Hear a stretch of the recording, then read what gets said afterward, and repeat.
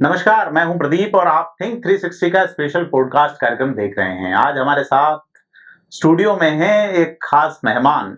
राजस्थान ही नहीं पूरे भारत को पैरा ओलंपिक में ब्रॉन्ज मेडल दिलवाकर गौरवान्वित करने वाली मोना अग्रवाल के कोच हमारे साथ हैं। योगेश शेखावत इनका नाम है।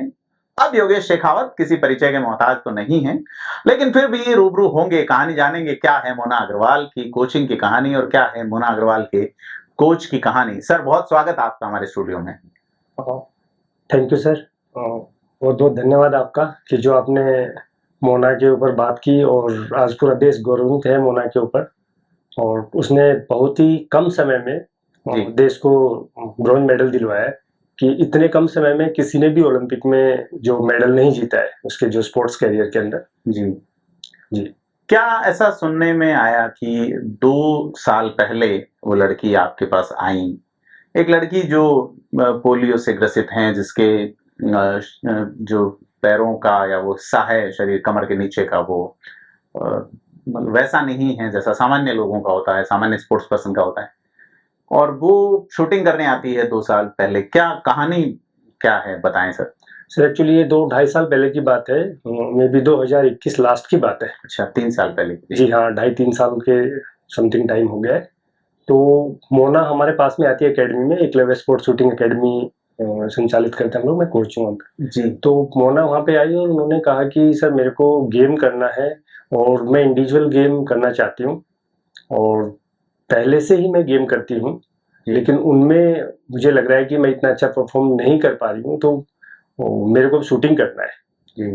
कौन सा गेम कर रही थी पहले वो? पहले वो लिफ्टिंग वगैरह का, एथलेटिक्स का, अच्छा, वेट लिफ्टिंग है। थे उनके, वॉलीबॉल वगैरह का, व्हीलचेयर का।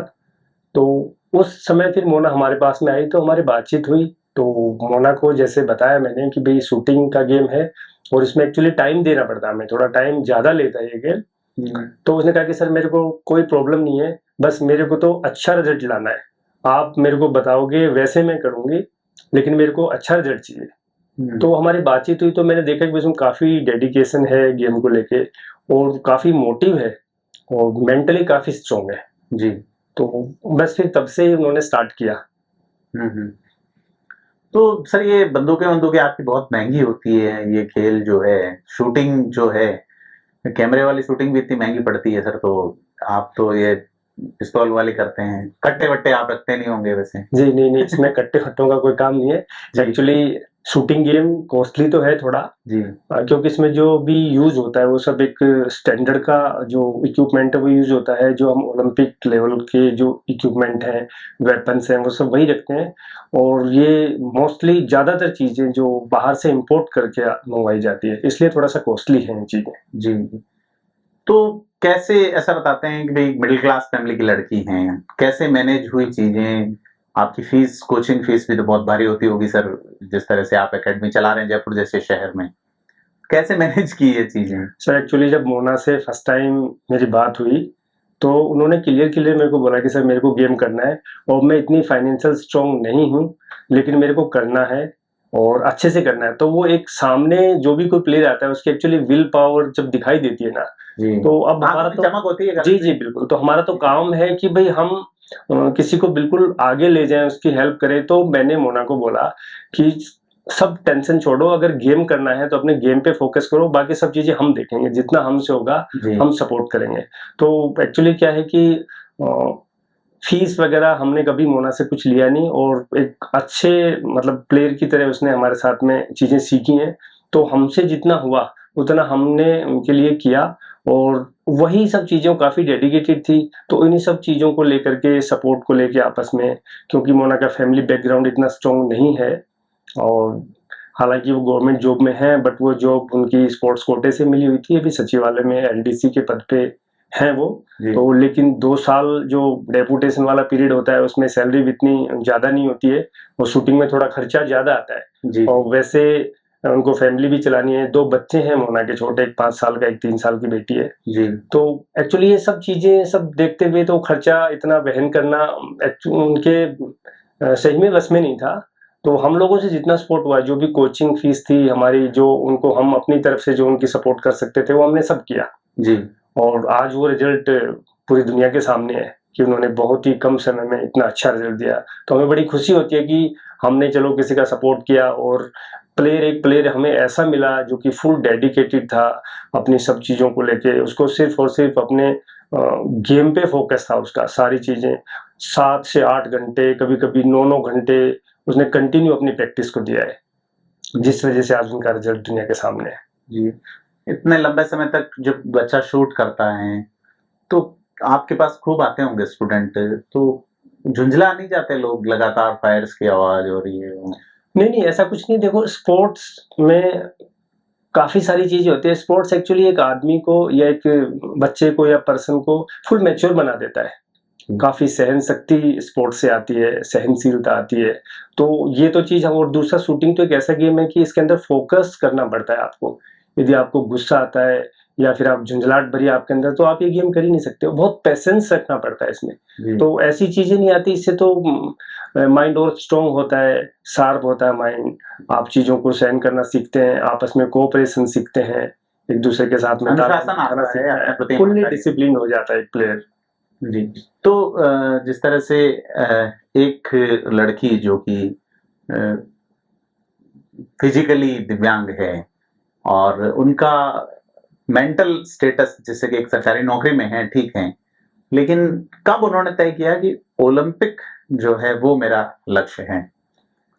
देखिए, जब स्टार्टिंग में मोना ने जॉइन किया, क्योंकि वो पहले दूसरे स्पोर्ट्स कर रही जी, थी। जी, जी, उनको जब कैसे लगा कि भई ये शूटिंग जो है ये ठीक है? क्या स्टार्टिंग अवनी लेखरा का गोल्ड जीतना उसमें एक बड़ी वजह हाँ, रही? वो भी एक वजह है, क्योंकि अवनी ने बहुत ही बेहतरीन उम्दा प्रदर्शन किया था पिछले ओलंपिक में। और जो खास करके जो नए जो बच्चे थे, जो शूटिंग में जाना चाहते थे, वो काफ़ी इंस्पायर हुए अवनी से। जी। बहुत ही शानदार किया, तो ये भी एक वजह है।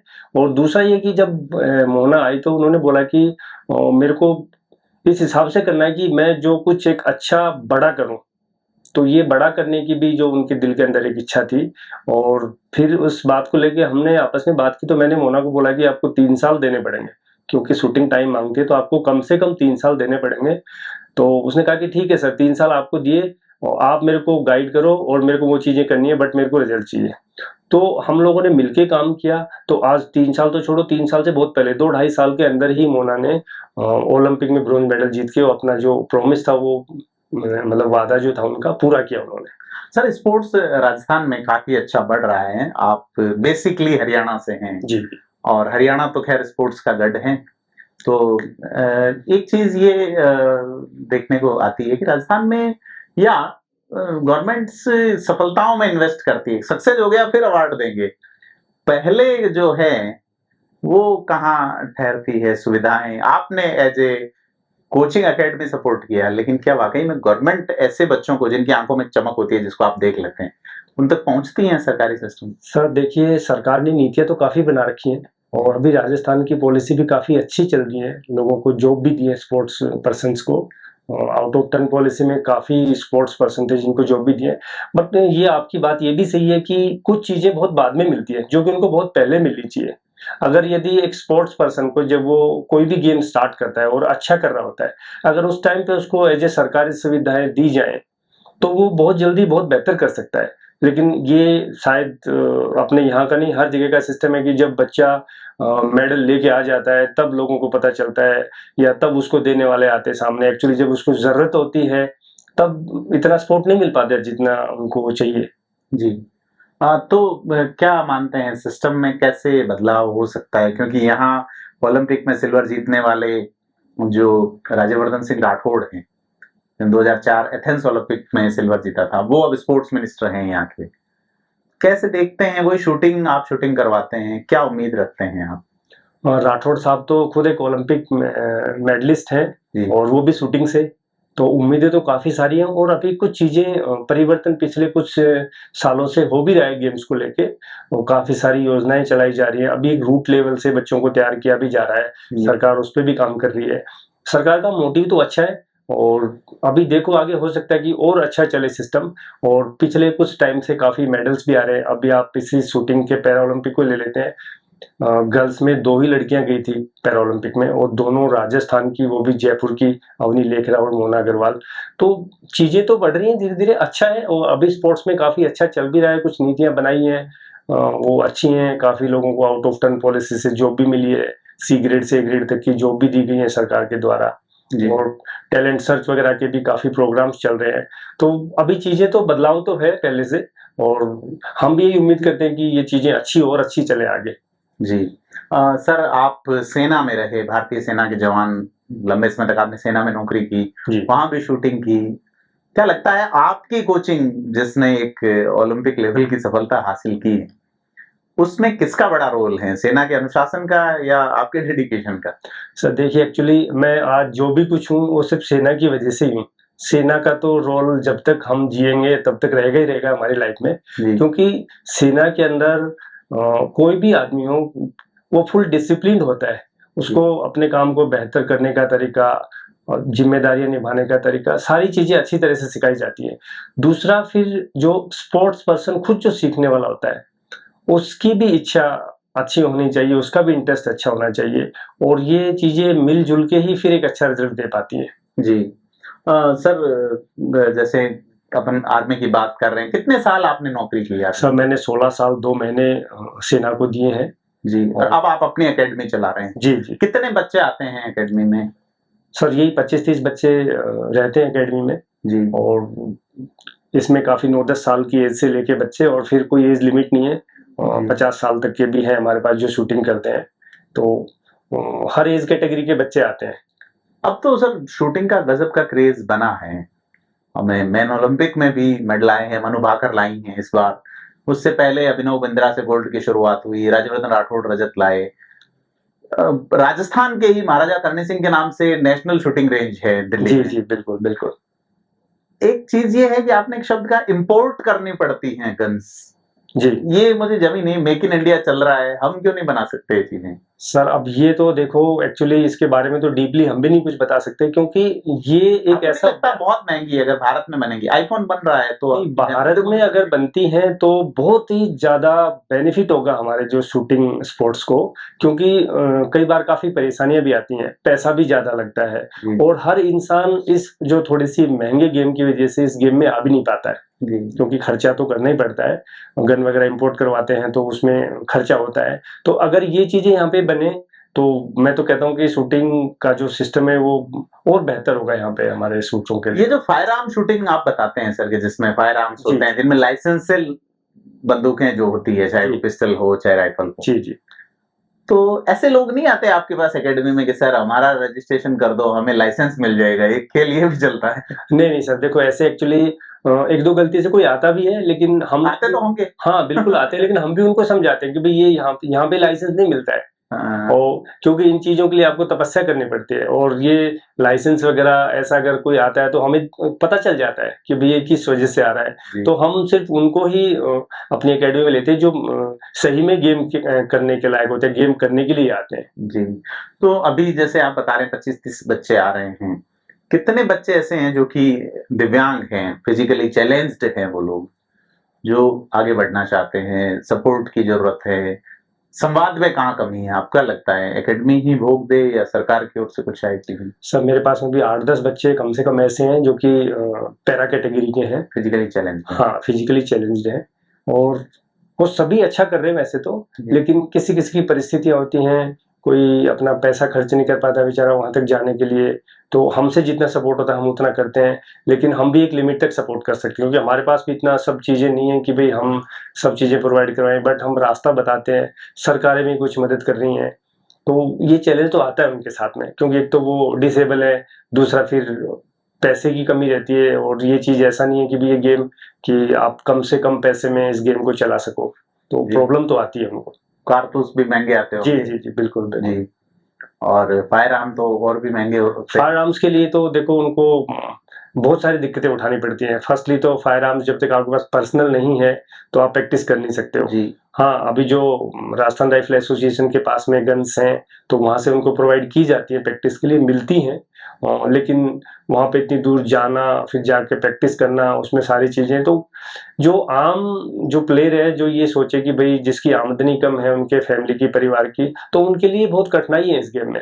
वो कठिनाई वैसे फिजिकली नहीं है, बट वो फाइनेंशियली प्रॉब्लम आ जाती है उनको कई बार। तो अगर ये चीजें जैसे आप बोल रहे हो अगर अपने यहाँ पे बनने लग जाएं, या भाई कुछ ऐसा सिस्टम निकले कि उनको स्पोर्ट शुरू करने से पहले वो चीजें प्रोवाइड करवाई जाएं, तो काफी सपोर्ट मिलता है और भी अच्छा कर सकते हैं इस गेम को। तो आपकी बात हुई मोना अग्रवाल से आफ्टर ब्रॉन्ज मेडल? जी जी, जैसे ही मोना का मेडल कंफर्म हुआ, उसकी पोजीशन कंफर्म हुई, एक्चुअली फाइनल में बहुत अच्छा चला रही थी, उसने इतना अच्छा किया कि 7th पोजीशन से फर्स्ट पे गई।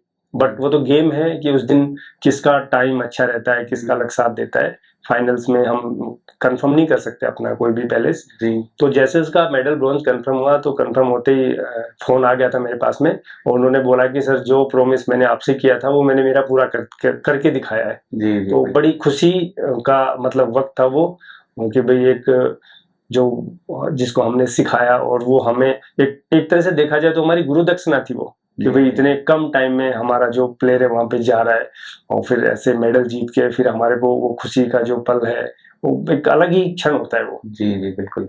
तो ये आपकी सफलता है, हिंदुस्तान की सफलता है, उसके लिए हम मोना अग्रवाल को बधाई देते हैं, आपको भी, योगेश शेखावत जी को भी, और उम्मीद करते हैं कि आगे भी आप अच्छे बच्चे तैयार करेंगे, और खास करके उन लोगों की आप मदद करते रहेंगे जो कि चैलेंज्ड हैं, जिनको लोग ये नहीं देखें कि ये बेचारे लोग हैं, या एक लाचारी की नज़र जो है ना वो थोड़ी सी हो जाती है कई बार, जो कि ठीक नहीं है। और मोना अग्रवाल जैसे लोग इसको आगे ब्रेक कर रहे हैं। अवनी लेखरा, मोना अग्रवाल, 2 बेटियां जयपुर की। अवनी लेखरा पिछली बार भी शानदार प्रदर्शन किया उन्होंने, इस बार भी किया है, और भारत का प्रतिनिधित्व करते हुए उन्होंने एक बड़ा जो रिजल्ट है हमें दिया है, उसके लिए वो बधाई के पात्र हैं। हमारे साथ आप जुड़े सर, इसके लिए बहुत बहुत धन्यवाद। Thank you so much. जी, आपको भी बहुत बहुत धन्यवाद, एकलव्य स्पोर्ट्स शूटिंग अकेडमी और मेरी तरफ से, और आपको ढेर सारी शुभकामनाएं कि आप लोगों तक एक अच्छी बात ऐसे पहुंचाते रहे। Thank you sir. Thank you sir.